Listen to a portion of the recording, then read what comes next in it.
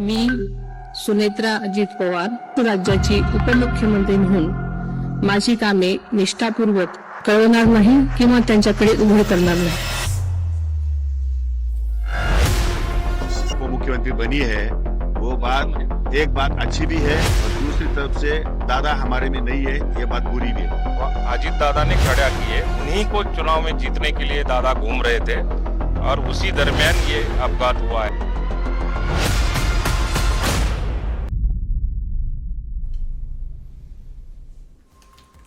नमस्कार, मैं शेखर त्रिवेदी. महाराष्ट्र की राजनीति में एक नए सियासी युग की शुरुआत हो गई है. महाराष्ट्र की राजनीति का एक बड़ा चेहरा माने जाने वाले अजीत पवार की पॉलिटिकल लीगेसी अब उनकी पत्नी सुनेत्रा पवार आगे बढ़ाएंगी. सुनेत्रा पवार ने महाराष्ट्र के डिप्टी सीएम पद की शपथ ली है. सुनेत्रा पवार के शपथ लेते ही एक रिकॉर्ड उनके नाम के साथ जुड़ गया. वो महाराष्ट्र की पहली महिला उप मुख्यमंत्री के रूप में अब प्रदेश के सामने हैं. 28 फरवरी को अजीत पवार का विमान हादसे में निधन हुआ था और 29 फरवरी को उनका अंतिम संस्कार किया गया. महज 48 घंटे में ही अजीत पवार की पत्नी सुनेत्रा पवार ने डिप्टी सीएम के पद की शपथ ले ली. शपथ के पहले एनसीपी अजित पवार गुट की एक बैठक हुई जिसमें सुनेत्रा पवार को नेता चुना गया. एक तरफ सुनेत्रा पवार अपनी नई सियासी पारी शुरू कर चुकी हैं तो दूसरी तरफ एनसीपी प्रमुख शरद पवार के एक बयान ने सियासी हलचल मचा दी. मीडिया रिपोर्ट्स के मुताबिक एनसीपी के दोनों गुट एक होने वाले थे और इसको लेकर बारामती में शरद पवार और अजित पवार के बीच एक बैठक भी हुई थी. शरद पवार का कहना है कि एनसीपी के दोनों गुट एक होने वाले थे और इसको लेकर तैयारी भी चल रही थी, लेकिन दुर्भाग्य से अब अजित पवार हमारे बीच नहीं है. ऐसे में अजित पवार की मौत, अगले दिन अंतिम संस्कार और फिर महज 48 घंटे में अजित पवार की पत्नी का महाराष्ट्र का डिप्टी सीएम बनना, कई सारी चर्चाएं हैं, अलग अलग एंगल से चल रही हैं, कयासों का दौर जारी है.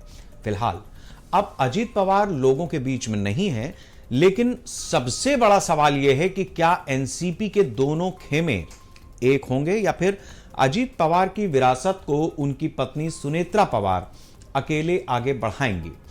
क्या महाराष्ट्र में पवार परिवार फिर से एक होगा या एनसीपी के दोनों गुट आने वाले समय में सियासी मैदान में अलग अलग संघर्ष करते हुए नजर आएंगे?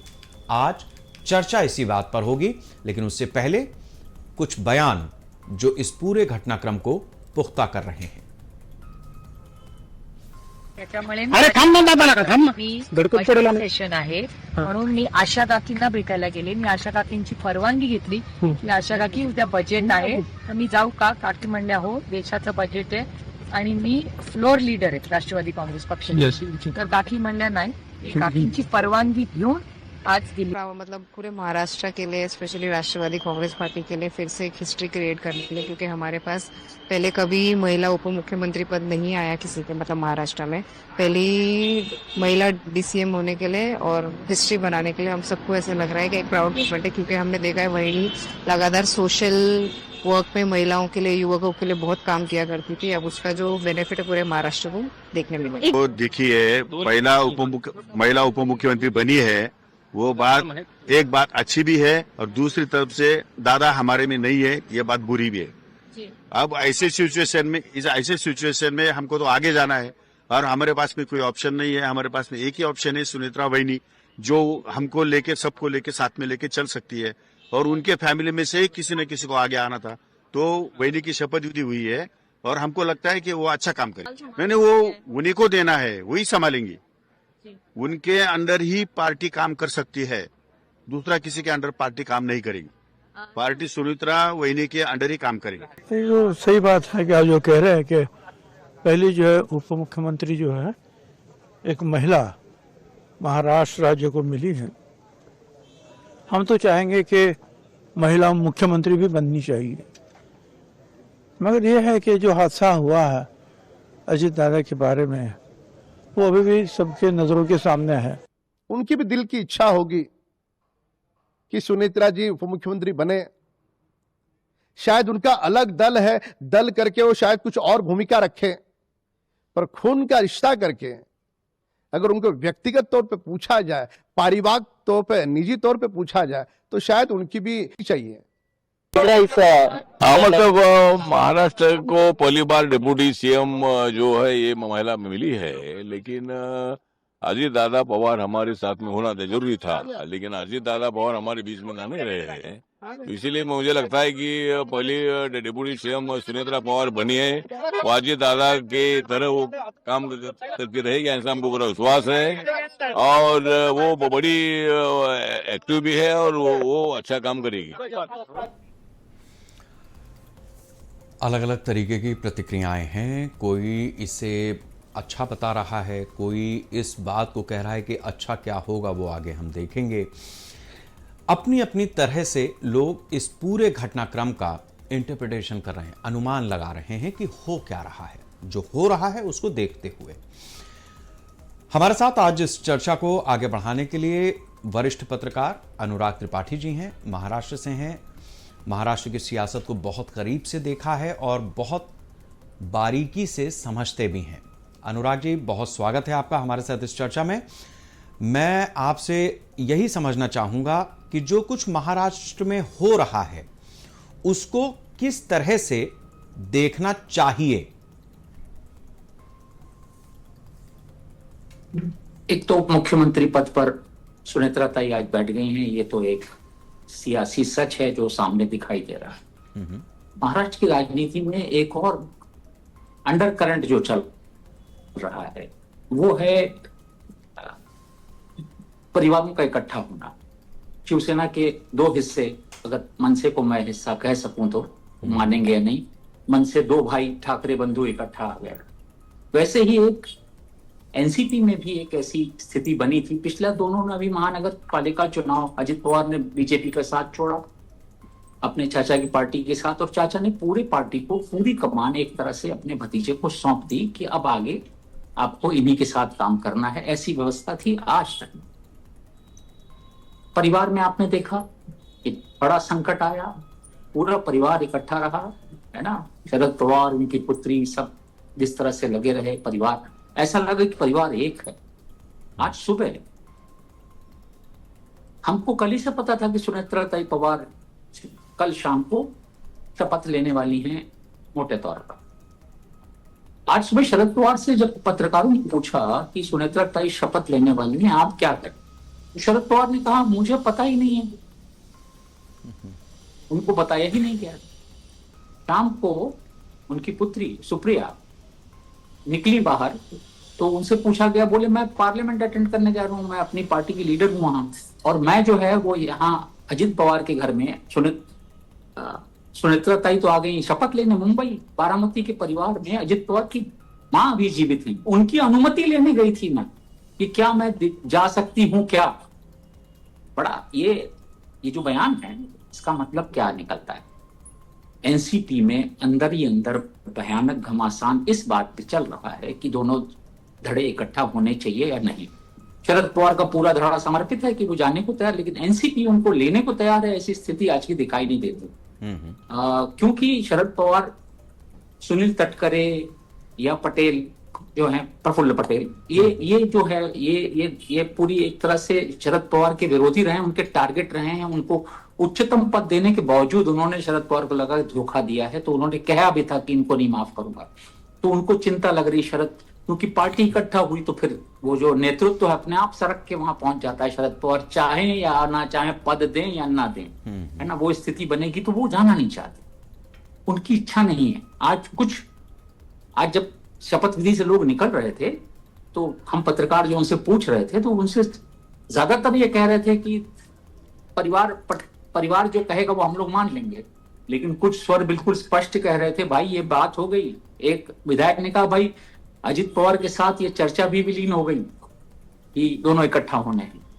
तो ये जो स्थिति आई है आज, राज ठाकरे ने अभी थोड़ी देर पहले बयान दिया कि भाई मराठी चाहिए, मराठी पार्टी है, महाराष्ट्र की पार्टी, इसमें अध्यक्ष मराठी चलेगा, पाटिल चलेगा, पटेल नहीं चलेगा, है ना। तो कहीं ना कहीं अंदर जो है बड़ा गहरा घमासान एनसीपी के एकीकरण को लेकर हो रहा है। मंत्रिमंडल स्थापित हो गया, सुनेत्रा ताई को उनको विभाग मिल गए, पार्टी चलेगी, वो एक तरह से पार्टी अध्यक्ष को लेकर के अभी स्थिति साफ नहीं है। मुझे लग रहा है जैसे समझौते के तौर पर सुनेत्रा ताई को महाराष्ट्र का प्रमुख बनाया गया, अब जिस तरह की स्थितियां बन रही हैं, आगे उनको भी पार्टी का राष्ट्रीय अध्यक्ष भी घोषित कर दिया जाए तो उसमें आपको क्योंकि समझौता और किसी चीज पर होता दिखाई नहीं दे रहा है ना। और विलीनीकरण की प्रक्रिया सब डेट दे रहे थे कि 12 तारीख को दोनों राष्ट्रवादी इकट्ठा आ जाएंगे। अब ये 12 तारीख बहुत नजदीक आती नजर नहीं पड़े। तो महाराष्ट्र की राजनीति में एनसीपी एक शक्ति है और वो निरंतर अलग अलग रूप में प्रखर होती रही है। एक सेकुलर ताकत है एक तरह की। बीजेपी के साथ रहने के बावजूद सेकुलरिज्म उसने बचा रखा है, अपना मुस्लिम वोट बैंक बचा रखा है, मुस्लिम नेताओं को बहुत संभाल रखा है। और आज भी सुनेत्रा ताई ने ईश्वर के नाम से शपथ नहीं ली, उन्होंने सॉलम प्रेज लिया, ठीक है ना। उन्होंने कहा नहीं, मैं गंभीर पूर्वक शपथ लेती हूँ।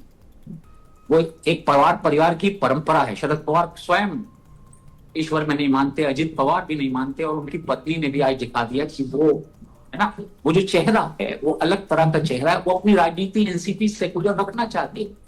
बीजेपी को भी सूट करता है, ऐसा नहीं है कि वो बीजेपी को सूट नहीं करता है इनका सेकुलर होना।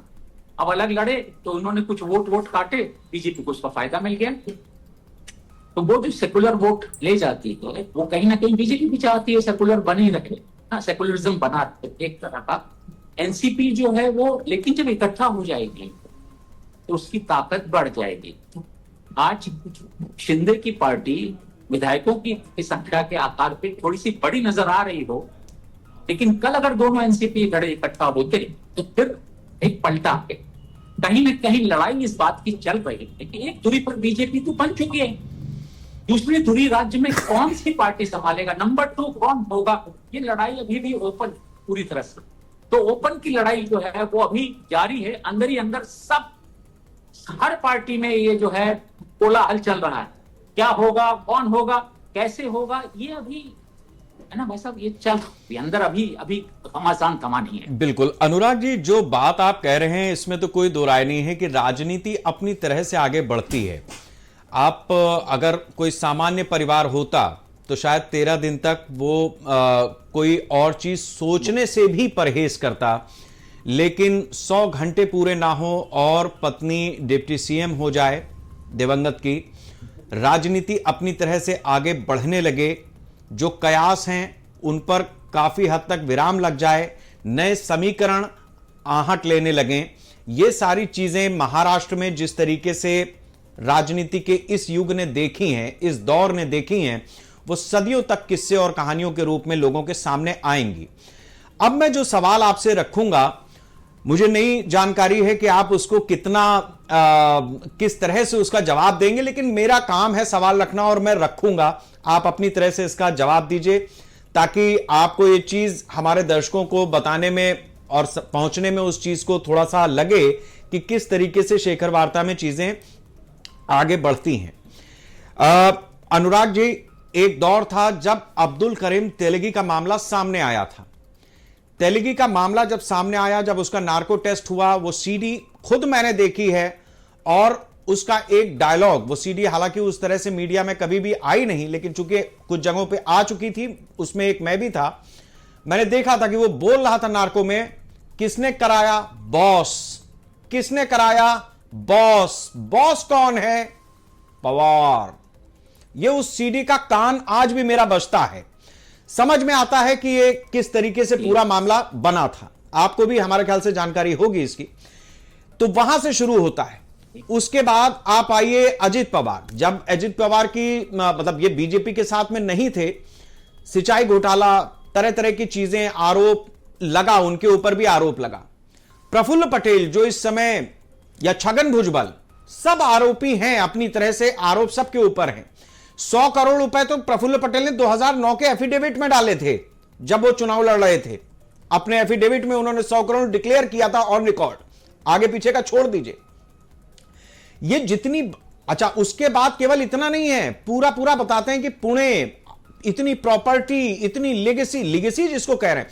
तो अब असल खेल किस चीज को बचाने का है, परिवार या वो चीजें जो दरअसल सामने से दिखती हैं लेकिन लोगों को यह पता नहीं होता कि ये हैं किसकी। शायद वो हम पत्रकारों के जिम्मे पे छूट जाता है कि कलम चलेगी, कुछ तस्वीरें दिखेंगी और कभी उड़ते उड़ते वो पब्लिक के कान तक पहुंचेंगी। ये क्या बचा रहे हैं, परिवार या वो संपत्ति जो अभी भी अकूत है और इतनी है कि शायद अपने को भी ना पता हो कि है कितनी। ये संपत्ति जो आप बता रहे हैं ना, 100 करोड़ 200 करोड़, ये तो जब अपने सब नाते रिश्तेदारों में बांट करके और बेनामी संपत्ति करके जब मुश्किल हो जाती कि इससे ज्यादा मैं बाहर कर भी नहीं सकता, ये ऑन पेपर है, वही संपत्ति आपको दिखती है। तो ये एक तरह का मैं कहूंगा कि राजनीति में जो हम लोगों को जो एफिडेविट फाइल करते हैं, वो हम जो पढ़ते हैं इलेक्शन में, उस एफिडेविट के पहले एक रात पहले संपत्ति अपने बच्चों को दे दी जाती है। ये तो लिटरली, तो वो एक तरह का भ्रामक हम लोगों का वो भ्रम है। देश की जनता को भी भ्रमित किया जाता है, देश के सभी लोग गलत जानकारी देते हैं, कोई अपना चुनावी खर्च ठीक से नहीं देता, कोई से मेरा मतलब अब शायद ही कोई बचा हो भारत में। ठीक बात। हारने वाले लोगों की बात छोड़ दो, जीतने वालों में भारत की संसद में शायद ही कोई सही अपना हिसाब राइट खर्च देता हो। सब ये सब स्थितियां हैं। तो राजनीति का जो पैसों का जो आना हुआ है, वो पैसे प्रमुख अंश हो गए। आप पैसे से सब कुछ खरीद सकते हैं। पहले टिकट खरीदिए, फिर कार्यकर्ता खरीदिए और फिर जरूरत पड़ने पे वोटर खरीदिए। ये जो स्थिति आन पड़ी है, देश की स्थिति बहुत खराब। महाराष्ट्र में इसकी बड़े गहराई तक ये पैसा जो है वो बोलने लगा है। महाराष्ट्र क्योंकि आर्थिक राजधानी भी है, यहाँ बड़े बड़े सबसे बड़े दिग्गज पैसे वाले यहाँ रहते हैं, तो यहाँ ज्यादा उसका असर हमको मालूम देता है। तो राजनीति में हमेशा पैसे हावी होते हैं। तो राजनीति में जो पैसों का आपने जिक्र किया, आपने एक जो जिक्र किया, कोई बचा नहीं रह गया है। कोई बिना पैसों के राजनीति महाराष्ट्र में कर ही नहीं सकता आज की तिथि में। कुछ चेहरे हमको बड़े साफ स्वच्छ नजर आते थे, वो सब हार गए। पिछले 2-3 चुनाव में वो सब सफाया हो गए, एकदम स्वच्छ चेहरे, है ना। एनडी पाटिल की तरह का चेहरा, मतलब ऐसे मैं नाम 2-4 गिना सकता हूं जो वैसे हैं, लेकिन आज की तिथि में मैं शायद एक भी नाम ना गिना पाऊं जिसको मैं बताऊं कि ये बहुत स्वच्छ और ईमानदार और वैसी छवि की बात ही नहीं रह गई। जनता भी शायद इसकी परवाह नहीं करती। ठीक है ना, मान लिया उसने कि राजनेता यानी भ्रष्ट है ना, वो भी उसको सुधारने की कोई गुंजाइश नहीं।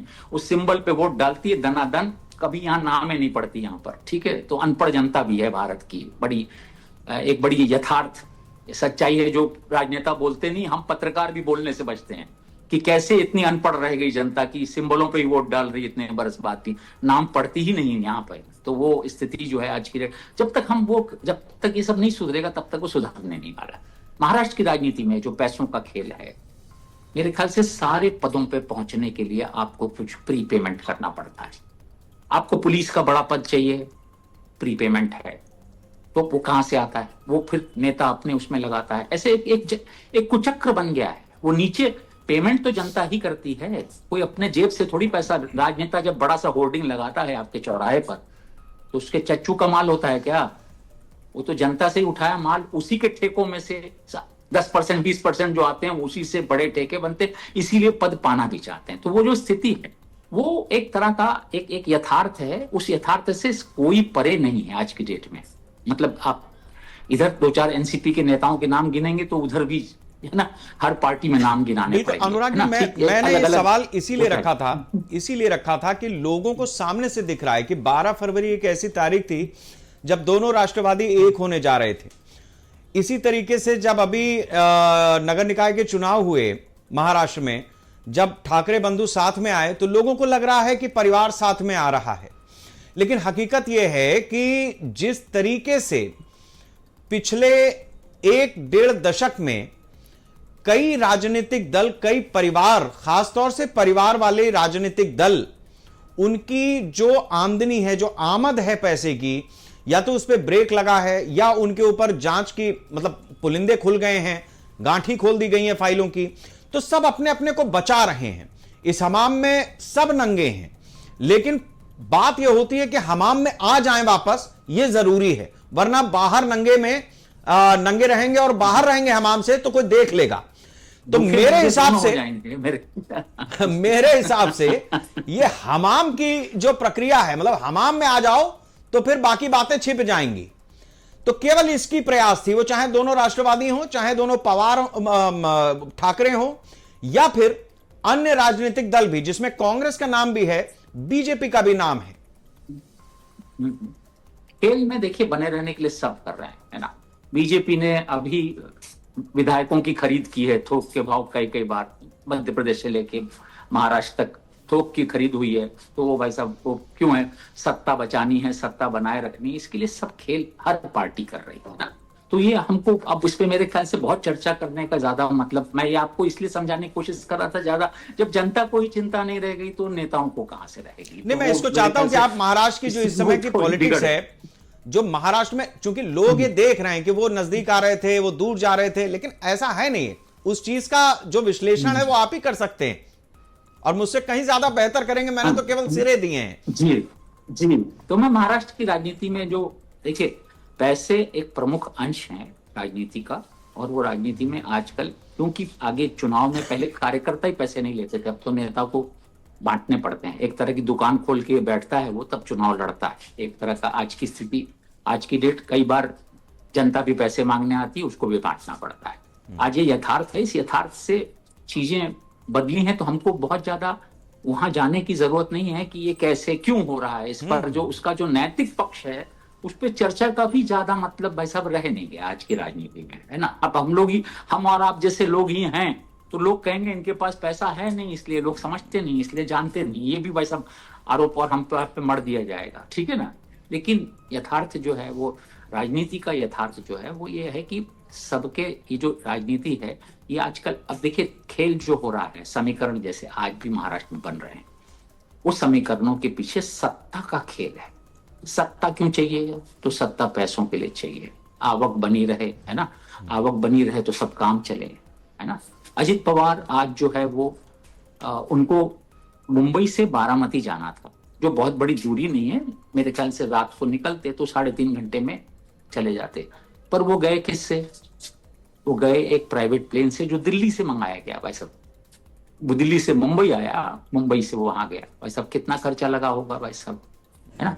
आप समझ रहे हैं चीजों को? बिल्कुल बिल्कुल।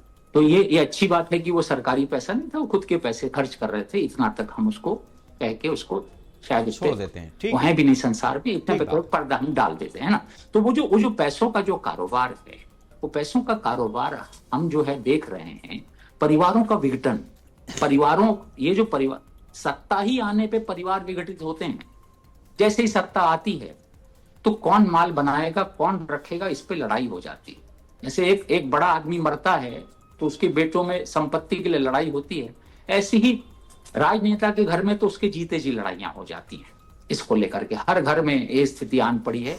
एक बेटा इधर तो दूसरा बेटा उधर, इधर मुंह फूला उधर मुंह फूला, और वो स्थिति हम ये घर घर में देख रहे हैं। महाराष्ट्र के राजनेताओं के एक एक घर में देख रहे हैं। संपत्ति आ गई, पैसे आ गए, सुख शांति नहीं आई भाई साहब, ठीक है। तो वो स्थिति जो है वो पवार परिवार में भी वो एक यथार्थ बहुत बड़ा अरसे से चल रहा है। अब जो है सुनेत्रा ताई आ गई हैं, तो सुनेत्रा ताई 2 पुत्र हैं, है ना, पार्थ और जय। पार्थ चुनाव लड़ चुके हैं और वो भावुक तरह के आदमी हैं, है ना। वो आज सुनेत्रा ताई के साथ दिखाई नहीं पड़े। दूसरा बेटा जय नजर आया, तो कल से ये भी चर्चा निकलेगी पार्थ क्यों नहीं नजर आया, है ना। पार्थ वो हैं जो कल शरद पवार अस्थियां विसर्जित हो रही, शरद पवार वहां से गुजर रहे थे नीचे बैठने के लिए, और वो थाली लेकर के चलाया उनके सामने, उनसे पूरा विधि कराई उसने, है ना। तो भावुकता जो है वो तो आज पार्थ गायब है। आज शरद पवार की पुत्री सुप्रिया, जो आज सबका हाथ पकड़ पकड़ के सबको अंतिम स्थल तक ले जा रही थी, वो सबको संभाल रही थी, आज उन्होंने एक घर की बुजुर्ग महिला जो अकेली घर में रह गई थी शपथ विधि के बाद, उनकी अनुमति ली और दिल्ली रवाना हो गई थी। शरद पवार ने कहा मुझे कुछ पता ही नहीं मेरे घर में क्या हो रहा है ना, ठीक है ना। वो पवार के सबसे बुजुर्ग व्यक्ति है घर के। आप समझिए घर की क्या हालत। सत्ता आई, ये सत्ता नहीं थी जब तक यहाँ हाथों में, तब तक सब ठीक था ना भाई साहब। सत्ता के कुछ भी खनक आते ही परिवार में बिखराव नए सिरे से शुरू हो गया, है ना। तो ये जो चीजें जो आप राजनीति में आते हैं तो क्या खोते हैं और क्या पाते हैं। तो सबसे पहले आप खोते हैं पारिवारिक जीवन अपना, अपनी सुख शांति, अपनी रात की नींद, ये सब चली जाती है, उड़ जाती है। तो पवार परिवार में भी आज फिर वापस उसी दो राह पे खड़ा है जिस संकट से पहले गुजरा था, जब पार्टी टूटी थी, परिवार उसकी वजह से टूटा था। आज एक नई टूटन, एक फिर इनको लगा कि सब इकट्ठा आ गया, सारा चित्र एकदम से क्या सुनहरा चित्र दिख रहा था हमको कुछ दिनों से, क्योंकि दोनों पार्टियां साथ इकट्ठी रही थी। शरद पवार ने पूरा नेतृत्व वहां दे दिया था, पार्टी को सबको कहा था अजित पवार हम नेता हैं। अच्छा, तो सब अब लोग वहां अनुराग जी समर्पित हो ये गए। बताएं, अब स्थिति बदल गई। ठीक है, अब ये जो अगर ये लोग एक हो जाते, जैसे अभी ठाकरे दोनों एक साथ हुए, तो हमने एक चुनाव में उसका जो भी रिजल्ट है वो सामने से देखा है। फर्ज कीजिए कि ये दोनों राष्ट्रवादी एक हो जाते, दोनों पवार चाचा भतीजे सब साथ में आ जाते, तो उसके बाद जो इक्वेशंस थी वो कैसे बदल नहीं थी, अंदर अंदर चल क्या रहा था, इसको समझना भी बहुत जरूरी है। क्योंकि ऐसा नहीं है कि आज केवल शपथ ही ली गई है, बहुत कुछ ऐसा बचाया गया है या ऐसा नहीं बच पाया है जो शायद आने वाले दिनों में हमें दिख सकता था। जैसे आज की डेट में मोटे तौर पर शुरू किया जाए तो एनसीपी ने आज फाइनेंस डिपार्टमेंट खो दिया। मेजर डिपार्टमेंट उनके पास था। आबकारी डिपार्टमेंट भाई साहब कोई बहुत बड़ा डिपार्टमेंट है क्या भाई साहब? खेल स्पोर्ट्स है ना भाई साहब, या अल्पसंख्यक कल्याण भाई साहब, यही 2-3 डिपार्टमेंट बदले में दिए। लेकिन फाइनेंस आप जानते हैं रग होती है, 100 रुपए भी खर्च करने हो तो फाइनेंस मिनिस्टर के पास फाइल जाती है, वो हर चीज पे रोक लगा सकता है, उसके पास इमेंस पावर होते हैं और कई बार मुख्यमंत्री से भी ज्यादा पावर होते हैं। तो वो जो फाइनेंस मिनिस्टर का पावर, हाँ, तो आज वो एनसीपी से एकदम खींच के ले लिया गया, बदले में कुछ नहीं दिया गया अब तक। तो स्थिति ऐसी है। तो जैसे ही शक्ति घटी, अजित पवार नहीं रहे, तो बीजेपी ने अपना जो है वो, और फाइनेंस का मैंने आपको पिछले चर्चा में बताया था कि बाय द वे फाइनेंस को संभालने वाला सिवाय फडणवीस के और कोई आदमी भी नहीं है उनके पास। तो फडणवीस जी ने जैसा अभी उनको बजट पेश करना है तुरंत ही, तो कोई आदमी नहीं है उनके कैबिनेट भर में, कोई आदमी नहीं किसी दल में। तो वो लेना स्वाभाविक था, स्वाभाविक उन्होंने ले लिया। और उनको बेचारे इस समय हम आप बात कर रहे हैं, वो बजट के आंकड़ों से जूझ रहे होंगे इस समय। तो लेकिन तुरंत मौका पड़ते ही एक बड़ा मंत्रालय जो ताकत थी, सबसे बड़ा डिपार्टमेंट था, वो छीन लिया गया। पॉलिटिकली कितनी जल्दी चीजें बदलती है ना। तो वो जो चीजें हैं, क्या सुनेत्रा पवार, जो पवार की जो हमारे बम्बैया शब्द में कहें दादागिरी जो थी अजित पवार की पूरे मंत्रिमंडल में, वो संभाल पाएंगे क्या? बेचारी बड़ी विनम्र, सुशील, सुसंस्कृत है ना, धार्मिक चीजों में मानने वाली ऐसी वो महिला है वो, है ना। तो वो बहुत घर के बाहर निकली नहीं है, और जो बोलती हैं बड़े शिष्टाचार, उनके बच्चों में भी वो दिखता है हमको। तो वो शिष्टाचार उस तरह के, अजित पवार एकदम बेधड़क बोलने वाले, रुकने वाले नहीं, है ना, दादा, इनको लिटरली अजित दादा।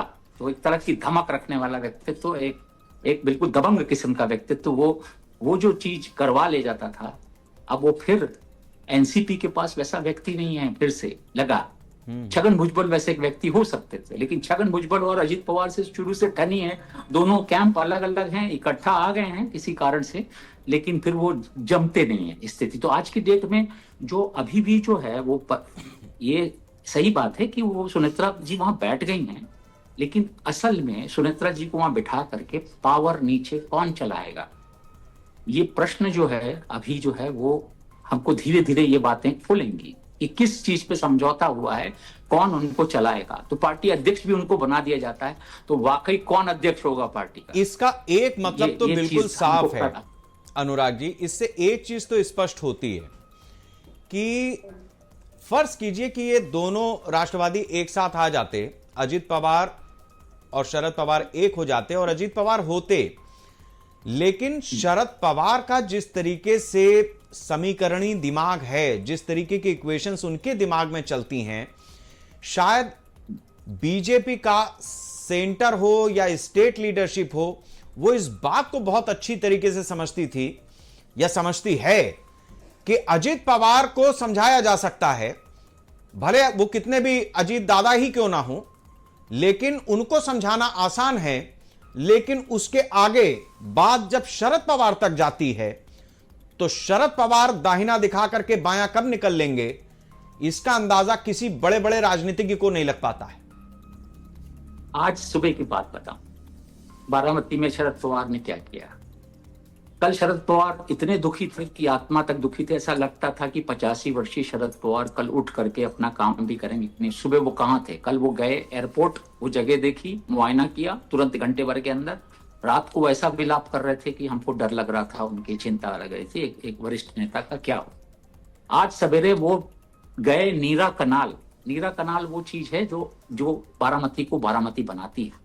कई 100 किलोमीटर दूर से शरद पवार एक कनाल लेकर के आए हैं और बिल्कुल वो घनघोर वीराने से लेके निकलती है, लेकिन बारामती को पूरा हरा भरा। उसका कनाल का क्या स्थिति है और क्या उसमें नए कार्य होने हैं, इसकी सुबह सुबह उन्होंने जाके मुआयना कर लिया और वहीं पे पत्रकारों ने उनको घर लिया और उनसे प्रश्न पूछ लिए।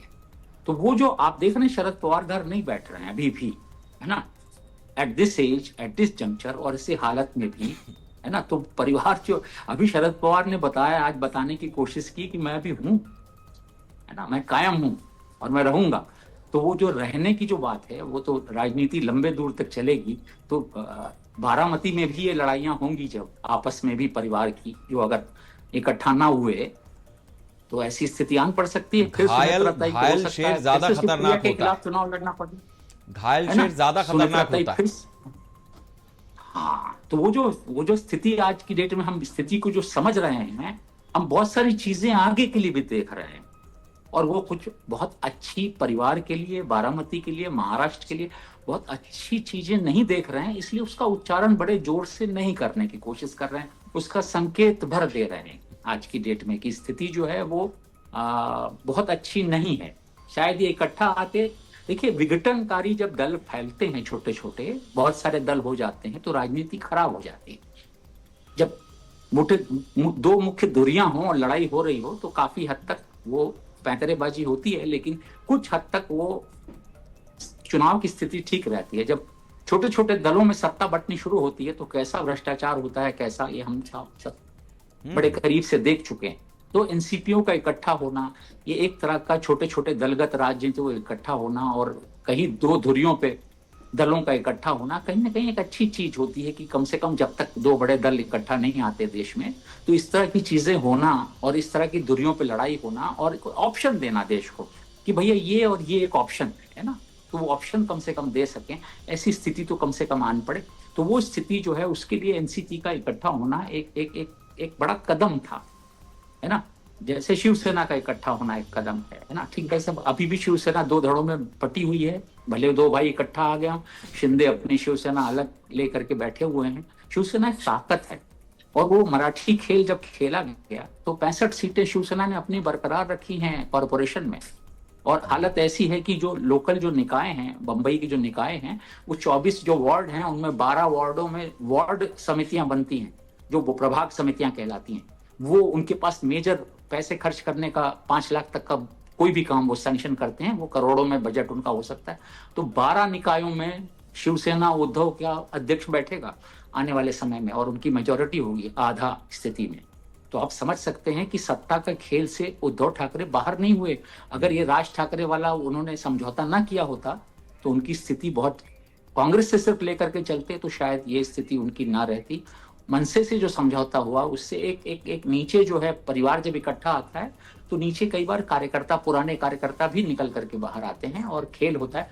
मराठी अमराठी का वाद जो शुरू किया गया है, कल ऐसी स्थिति बांध पड़ी कि मीरा भाईंदर शहर है बम्बई के बाहर, है ना, समृद्ध नगरी है, उसमें जो है वो कल उन्होंने अपना चुना, बीजेपी ने अपना उम्मीदवार चुना महापौर का, पहला महापौर का इधर उम्मीदवार चुना। तो वो पुरानी जो महापौर थी डिम्पल मेहता, जो विधायक की भाभी भी लगती हैं लेकिन रह चुके हैं, उनको चुना। वैसे अगले दिन शुरू हो गया, भाई साहब मराठी होना चाहिए, मराठी होना चाहिए। ये जो तो वाद विवाद। बिल्कुल। हमारे साथ इस समय हाजी मुकलेश शेख भी जुड़े हैं, अध्यक्ष हैं अल्पसंख्यक प्रकोष्ठ के, एनसीपी के। हाजी साहब, बहुत स्वागत है आपका इस चर्चा में। जी धन्यवाद। आवाज आ रही मेरी? हाँ जी, हाँ जी, आवाज आपकी हाँ जी, आवाज आ रही है। मैं आपसे ये समझना चाहूंगा कि जिस तरीके से 12 फरवरी को यह बताया जा रहा है कि दोनों राष्ट्रवादी एनसीपी साथ साथ आने वाले थे। अजित पवार चले गए, शरद पवार कल तक दुखी थे, आज सुबह तक मौका मुआयना कर रहे थे, लेकिन फिर जब सवाल आया तो उन्होंने कहा मुझे तो पता नहीं कि बाकी क्या कौन शपथ ले रहा है, क्या हो रहा है। सुनेत्रा ताई ने शाम तक शपथ ले ली, अब वो डिप्टी सीएम हैं महाराष्ट्र की। एनसीपी इन सारे घटनाक्रमों को किस तरीके से देख रही है, आप किस तरीके से देख रहे हैं? जी, पहली बात तो आपके चैनल जो है बिल्कुल सही मुद्दे को उठाया है। मैं धन्यवाद देता हूँ आपके चैनल को, आपको। मैं शपथ विधि में अभी साथ में था, 5 बजे कर 7 मिनट में बिल्कुल हो गया था शपथ विधि उनका, और बंगले पे पड़ी था। जो शपथ लिया गया, महाराष्ट्र के पहला महिला राज्य के डिप्टी सीएम बना है, तो ये कार्यकर्ताओं के भावना और कार्यकर्ता जो जन सैलाब है अजीत दादा पवार साहब की पार्टी में, लोग जो अजीत दादा पवार साहब को प्यार करते हैं, उनके सपना को पूरा करने के लिए, विकास की ओर लोगों का जो काम बहुत से बाकी है, किसानों का, गरीबों का, लाडली बहनों का, वो पूरा काम करने के लिए हमारी ताई ने शपथ लिया है। और ये बात ठीक है कि 12 तारीख को शरद पवार साहब का स्टेटमेंट आया कि 12 तारीख को सब कुछ करने वाले थे, जल्दी में इन्होंने शपथ सुनीता ताई ने लिया है, और अजित पवार साहब के छोटे बेटे भी साथ में थे, और तमाम हमारे नेता जो प्रफुल्ल पटेल साहब, सुनील तटकरे साहब, आदरणीय मुंबई शहर देखते नवाब मलिक साहब, और सभी आदित्य तटकरे, सना मलिक, तमाम लोग, मतलब एमएलए वगैरह सब मौजूद थे। आपको भी पता है, पहली बात तो सीएम साहब को लेटर वगैरह दिया है, तो ये शरद पवार साहब को पता नहीं है। और शरद पवार साहब की पार्टी जब हमारे साथ आएंगे, और एक साथ होना तो लगभग तय है, लेकिन इस चीज को अगर आज शपथ विधि हमारी मैडम ने लिया है, हमारे नेता, और इसलिए लिया है कि हाजी साहब, आप जो बात कह रहे हैं, मैं आपसे सवाल रख रहा हूं, आप इसको ध्यान से सुनिएगा और बताइएगा। आप ये कह रहे हैं कि अभी भी अजित दादा पवार नहीं रहे, सुनेत्रा ताई अब महाराष्ट्र की उप मुख्यमंत्री बन चुकी हैं। शरद पवार साहब ने यह कहा कि कौन उप मुख्यमंत्री बन रहा है, क्या चल रहा है, मुझे नहीं पता। यह बात उन्होंने सुबह कही थी। शाम को जब सुप्रिया सुले जाने लगी तो उन्होंने कहा भाई पार्लियामेंट मुझे पहुंचना है और मैं वहां जा रही हूं। इतने के बाद भी हाजी मुकलेश शेख एनसीपी के नेता ये बता रहे हैं कि दोनों एनसीपी साथ साथ आएंगी, 12 को नहीं तो आगे किसी तारीख को आ जाएंगे, लेकिन आएंगी दोनों साथ में। मैं इसको आपका बयान मानूं? जी, 100% आने वाले हैं, लेकिन कुछ हमारे आपस उनका जो बैठकर तय करना, बड़े लीडर तय करेंगे। अब ये एक्चुअली क्या होता है, देखिए, महाराष्ट्र अध्यक्ष भी उनके पास भी, हमारे पास भी है, हाँ, और हमारे 41 एमएलए है, उनके भी है 10, तो सारे चीजों को कहीं ना कहीं एडजस्ट करना पड़ेगा, इसके लिए समय लगेगा। और आज अगर देवेंद्र जी के साथ राज्यपाल के और सभी भुजबल साहब, छगन भुजबल साहब भी थे, और सारे लोगों ने, हसीन मुशरिफ साहब थे, और सारे लोगों ने जब ताई के साथ में, जब मतलब सुनीत्रा ताई के साथ में सब गए, तो कहीं ना कहीं हमारी पार्टी, जो हमारे वरिष्ठ और हमारे लोग हैं, जो विधायक दल, विधायक लोग हैं, वो सारे लोगों की, कार्यकर्ताओं के सुन के गए। पवार साहब को बड़े लीडर है, पवार साहब का हम सम्मान करते हैं। हमारे पार्टी हमेशा पवार साहब के नेतृत्व से ही और सीनियर लीडर के मार्गदर्शन में चला है और चलते हुए आया है कि जो भतीजे हैं, आप चाचा है, बाप के दर्जा उनको हमेशा रहा है और रहेगा। लेकिन ये नहीं कि आपस में कि उनको नहीं पता है। ये पवार साहब अगर कह रहे हैं तो पवार साहब भी इसके बारे में बता सकता है, मैं तो नहीं बता सकता, कि मैंने भी टेलीविजन में आपके चैनलों में देखा है, सारा दिन भर यही चला, एक बातमियां जो एक मैसेज देने का काम किया कि हमें नहीं पता है। लगभग अभी हमारी मुंह जबानी उनके साथ में तय हुआ है। अब ये बताइए, ठीक है हाजी साहब, अब ये बताएं आप कि पवार साहब ने जो कहा वो ठीक है, हाजी मुकलेश शेख इस बात को बहुत ही पुख्ता तरीके से और 100% तरीके से कहने की बात रख रहे हैं अपनी, कि दोनों राष्ट्रवादी एक साथ आएंगे। अब हमें आप ये बताएं कि ठीक है, सुनेत्रा ताई तो डिप्टी सीएम हैं, अब पार्टी की एक तरीके से वो मुखिया होंगी या नहीं, ये तो आने वाले दिनों में पार्टी के भीतर से तय हो जाएगा।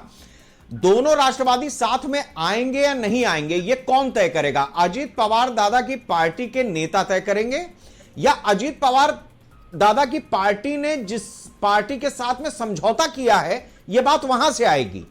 नहीं, बिल्कुल नहीं। ये सुनीता ताई और हमारे जो लीडर है महाराष्ट्र के और देश के लीडर और शरद पवार साहब के नेतृत्व से ही सब कुछ होगा। पवार साहब सबसे बड़ा देश का लीडर है, महाराष्ट्र के अनुभाविक नेता है और पवार साहब सबके गुरु है। लेकिन इस तरफ दोनों तरफ के दोनों कार्यकर्ताओं को सुना जाएगा और पवार साहब को समझाया जाएगा कि यहाँ पर तालमेल ऐसा खाता बाटप का और पोस्ट जो होता है बड़ी पोस्ट में उसमें किसको कहाँ सेट किया जाएगा उसके बारे में थोड़ा दिक्कत है।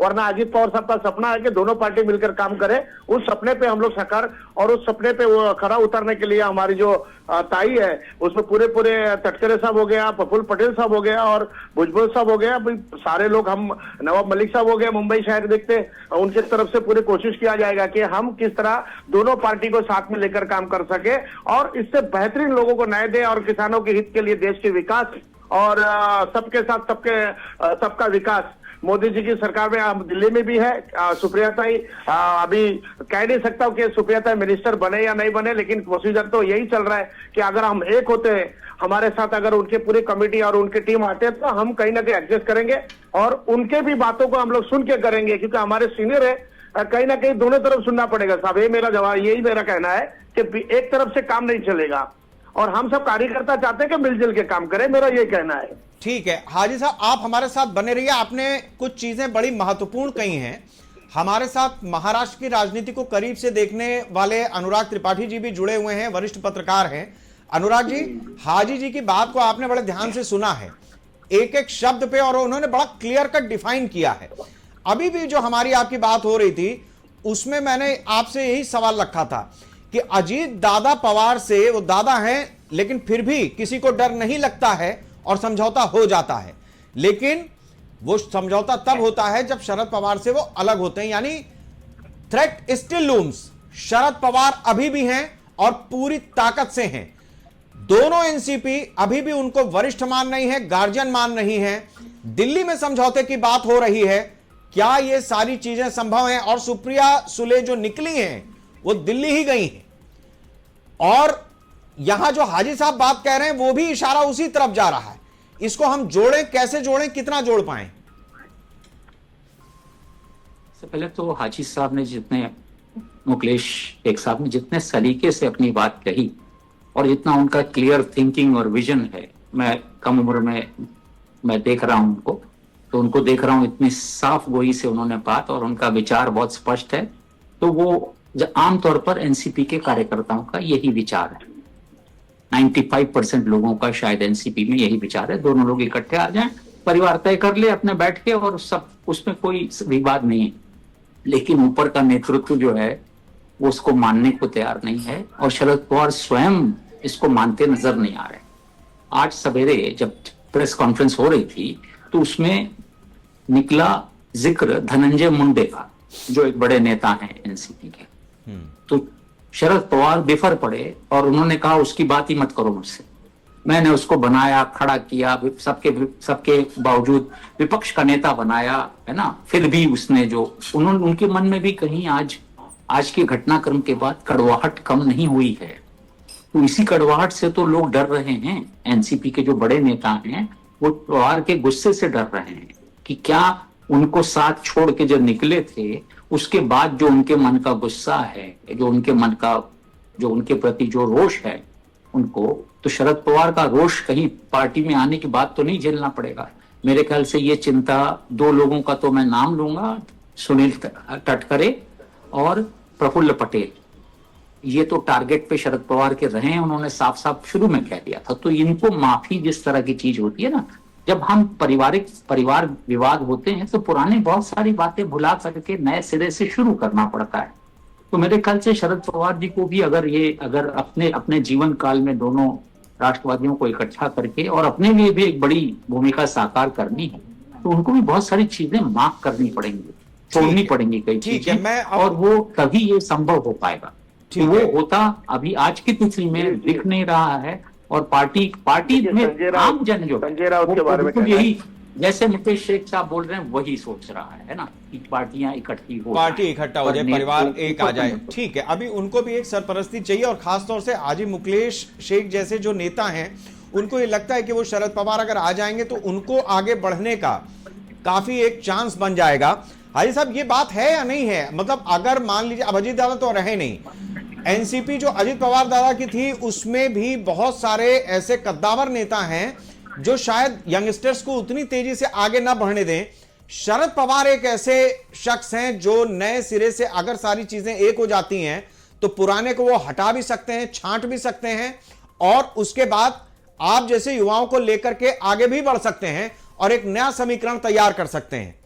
तो यहां ऐसा लग रहा है कि पार्टी के भीतर कहीं ना कहीं इक्वेशंस तो बन रही हैं, लेकिन अब प्रफुल्ल पटेल हैं, सुनील तटकरे हैं, ये कितना राजी होंगे, कहां तक राजी होंगे और इनको क्या शरद पवार माफ करेंगे, ये सवाल बना हुआ है। देखिए, राजनीति में ऐसा है कि हवा का रुख देखकर शरद पवार सब बता देते हैं कहा। अब जब हवा के रुख को देख के राजनीति करते हैं शरद पवार साहब, उनका नाम है ना। उनका प्रॉब्लम यह है, अभी पवार साहब के कांग्रेस के साथ में कई सालों से ताल्लुकात रहा है और उन्होंने सारा पार्टी जो है, आज हम शरद पवार के साहब के पार्टी से निकल के अजीत दादा पवार साहब ने एक पार्टी एनसीपी जो घड़ी निशानी है उनकी निशानी तो उतरी है, बराबर है। तो उनकी मजबूरी मैं कह नहीं सकता कि मजबूरी है, लेकिन एक सीनियर लीडर है, सोच समझ के कुछ भी काम करने जा रहे हैं। अगर भतीजे के सपने को पूरा करना है अजीत दादा पवार साहब का और परिवार को अगर देखना है और जनता के हित के लिए काम करना है तो वो उनको हमारे साथ कांधे से कांधा मिलाकर जैसे भी हो, हर जगह नफा नहीं देखा जाता है, नुकसान हम उठाने को तैयार है और पवार साहब जो बोलेंगे वो बात में हम लोग काम करने को तैयार है। लेकिन कहीं ना कहीं हम लोग 2.5 साल की पार्टी में संभाल के कभी कोर्ट में केस हुआ और वो चल भी रहा है, कहीं हमारे विधायक इधर से उधर होने लगे, वो सारे चीजों को बटर कर, सारे चीजों को रख कर अजीत दादा पवार साहब डिप्टी सीएम बनकर लोगों को न्याय देने का काम किया है। और यहाँ पर संजय राउत साहब के बारे में भी एक शब्द का आपको मैं बताना चाहूंगा। संजय राउत साहब के पेट में दर्द बहुत है क्योंकि शरद पवार जैसे लीडर अगर हमारे साथ आते हैं तो देश का विकास और विकास की और भी बहुत ही अच्छा हम काम कर सकते हैं, लोगों के जमीनी स्तर से जुड़ सकते हैं। कॉर्पोरेशन में हमने हमारी हालत देखा है, क्या हालत है, और अभी चुनाव 7 तारीख को होने जा रहा है। तो शरद पवार साहब सोच समझकर कोई भी काम करने वाला है और बड़े नेता है पूरे देश का, जिनसे सलाह मोदी जी भी लिया करते थे, ऐसा आपने भी देखा है और है वो सब चीज। लेकिन संजय राउत साहब या उद्धव साहब ठाकरे की जो अभी मध्य वाले अपना राज ठाकरे की पार्टी, सारा छोटे छोटे जो अभी टुकड़े हैं, जो लोग अब महाराष्ट्र के अंदर लीडर है नामचीन शरद पवार साहब के बाद, शरद पवार से बड़ा लीडर तो कोई है नहीं महाराष्ट्र के अंदर। ऐसा तो है, वो लोगों को तकलीफ ज्यादा हो रहा है। वो लोग जो है कहीं ना कहीं इसके ऊपर जो है कहीं ना कहीं बयानबाजी करके उस मुद्दे को आपस में झगड़ा लगाने की और मिसगाइड करने का काम कार्यकर्ता को फेरबदल। हालांकि हम सब एक है, आपको मैं शॉर्टकट में बता दे रहा हूँ, सब कुछ शरद पवार सबको पता है और सब कुछ शरद पवार को पता नहीं होगा, ऐसी बात तो है नहीं। महाराष्ट्र के अंदर इतने सीएम रह चुका है शरद पवार साहब और बहुत ही अच्छा काम किया, देश में कृषि मंत्री बनकर पूरे दुनिया में नाम है उनका। यही तो बात मैं कह रहा हूं, हाजी साहब नहीं है, मैं तो सीधा कहूंगा पता है उनको। सुनिए शरद पवार जी जितने बड़े नेता हैं, यही बात तो मैं इसीलिए आपसे सवाल बार बार इस जगह पे आकर के मेरा सवाल फंस जा रहा है।